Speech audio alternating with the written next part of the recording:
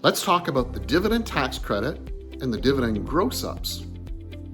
So in preparing your personal tax returns, you may have dividends received from your company or perhaps some public securities, for example.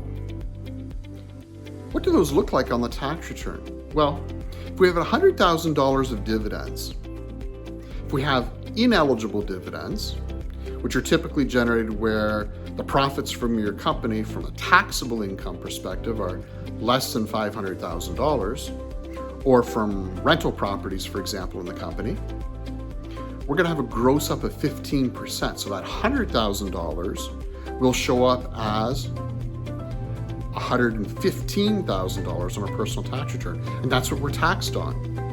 And at first that seems, why would I ever want that? Well, we want that because of the dividend tax credit, which is going to significantly reduce our taxes.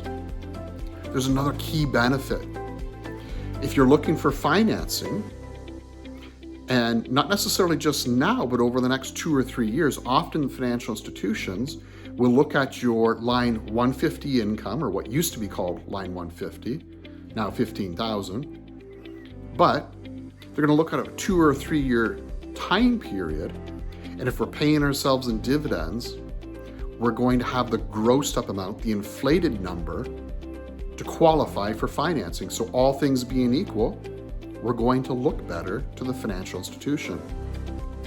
If we have eligible dividends, it's grossed up to 38%. So now we're showing 138,000. Again, a big boost. There's consequences, there's pros and cons, but one more reason to talk to your advisor over the summer and the fall to see what next year's tax returns are going to look like and ensure this year we've claimed the right amounts.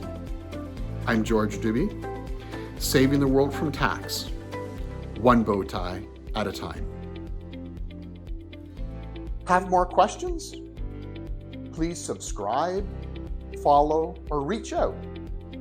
I want all of us to have the information we need to do wonderful things.